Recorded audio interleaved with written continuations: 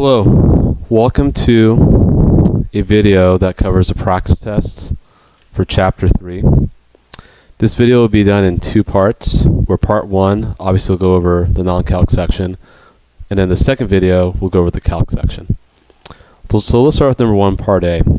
Here you have to find a point of intersection for the pair of equations below using any method.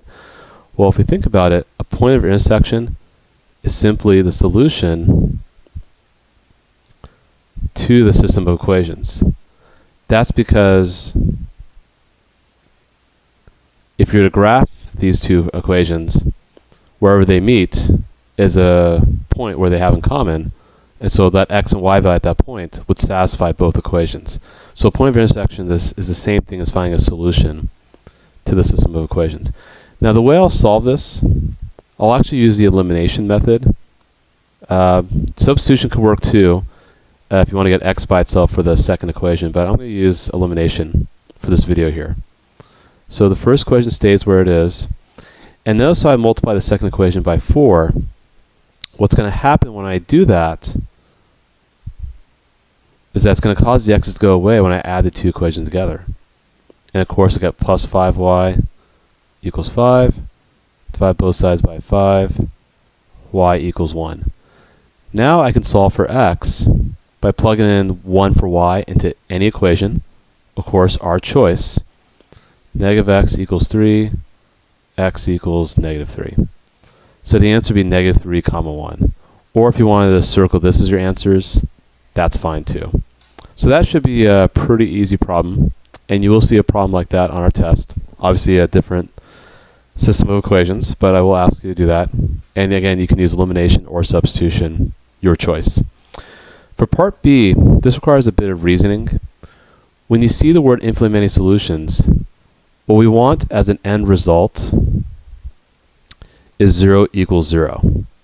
So this means that all terms must cancel out. That would include the variables and the constant terms. So in this case here, what if I multiply the top equation by 4?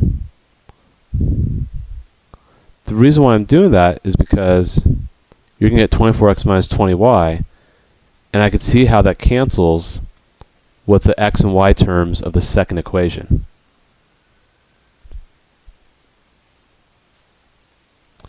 So you can see how these go away, those go away, and the thing is that we get 12k plus 36,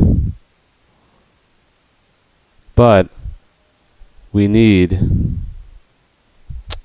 forgot how to spell, but we need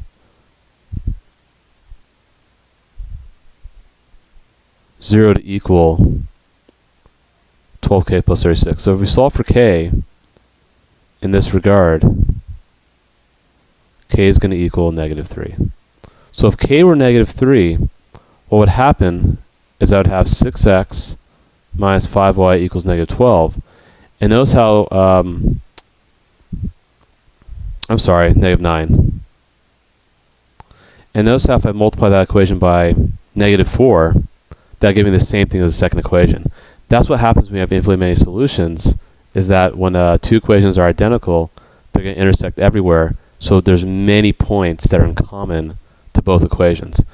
And that's why we have 0 equals 0 as an end result, because of course 0 does equal 0, and so any value for x and y, not any, but several values for x and y would make the equation true.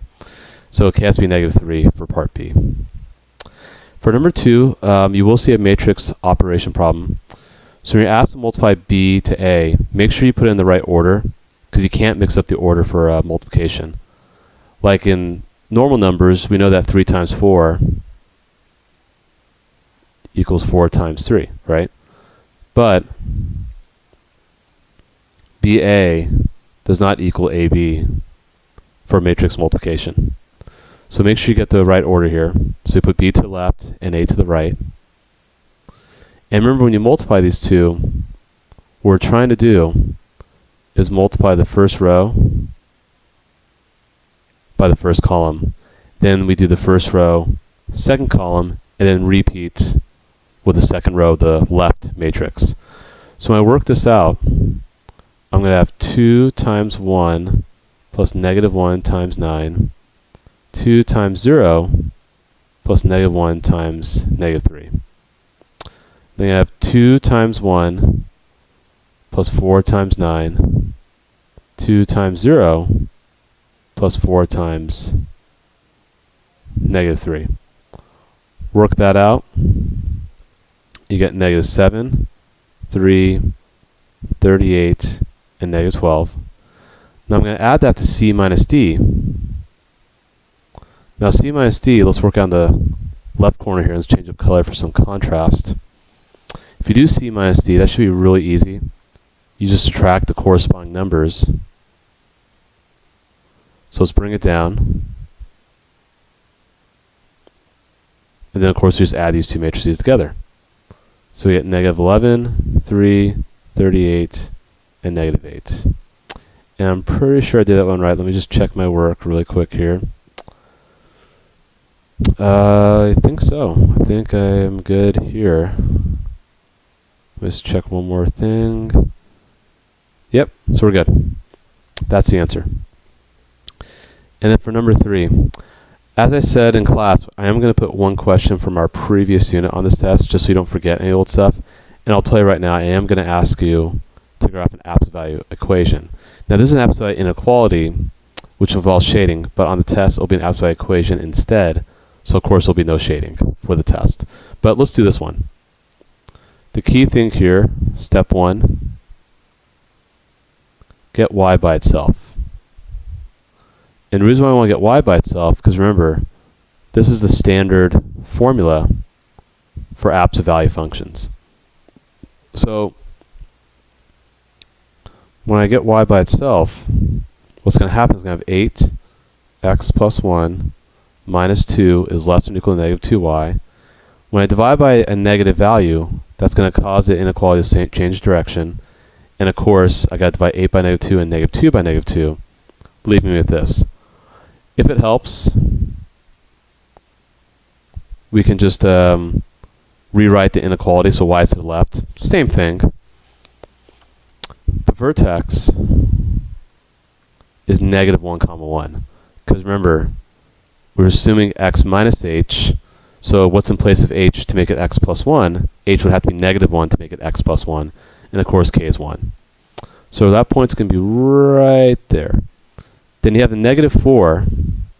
That's like slope. So you go down 4 and over 1 on each side.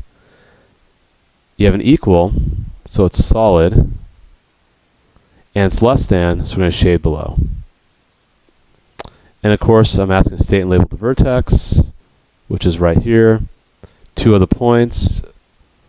It's pretty obvious we have a 0, -3 because we went down 4 and then right 1. And then -2, -3 because we went down 4 and left 1.